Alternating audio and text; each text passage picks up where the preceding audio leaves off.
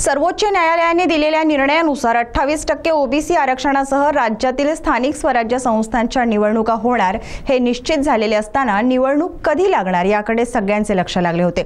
अखेर राज्य निवडणूक आयोगाने डिसेंबर ते जानेवारी महिन्यात टप्प्याटप्प्याने निवडणूक होईल असे स्पष्ट केले आहे। स्थानिक स्वराज्य संस्थांच्या निवडणुका एकत्रित घेण्यासाठी मनुष्यबळ कमी असल्याने टप्प्याटप्प्याने निवडणुका होणार असल्याचे राज्य निवडणूक आयुक्त दिनेश वाघमारे यांनी स्पष्ट केले।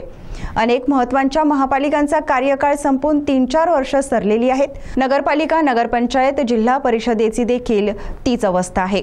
ओबीसी आरक्षण आणि प्रभाग रचनेमुळे निवडणुका रखडल्या होत्या, परंतु 28% ओबीसी आरक्षणासह नव्या प्रभाग रचनेनुसार निवडणुका घेण्याचा निर्देश सर्वोच्च न्यायालयाने दिल्यानंतर निवडणुकांचा मार्ग आता मोकळा झालेला आहे।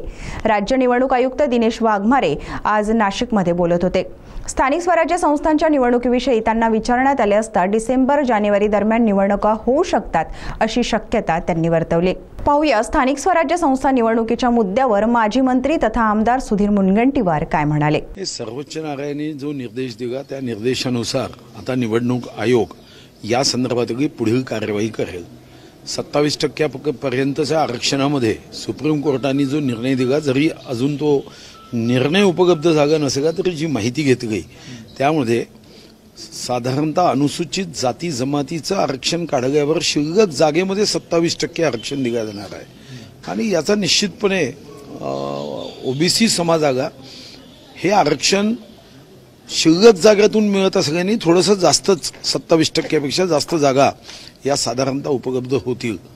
निवडणूक होणं गरजेचं आहे। 2022 पासून निवडणुका झाल्या नाही।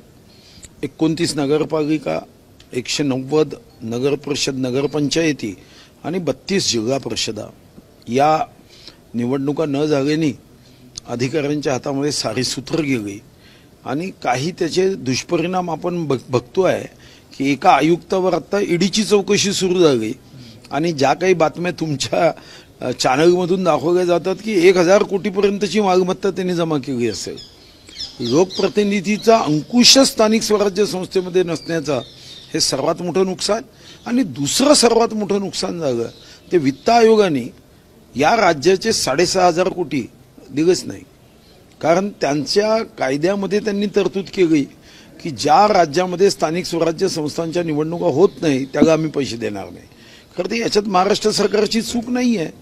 सुप्रीम कोर्टामध्ये केस होती, वित्त आयोगाने पैसे द्यायला हवे होते आणि त्याचा सुद्धा एक असा प्रतिकूल परिणाम झाला आहे की काही नगर परिषदांमध्ये 2-2, 3-3 महिन्याचे पगार आता झाले नाही आहे। तर मला वाटतं की सुप्रीम कोर्टाचा निर्णय लागला आहे, एकदा सुखाने निवडणुका होऊन जाऊ द्या। कमीत कमी लोकप्रतिनिधी या स्थानिक स्वराज्य संस्थेवर योग्य पद्धतीने काम करण्यासाठी त्या प्रशासनाच्या अधिकाराचा उपयोग करते।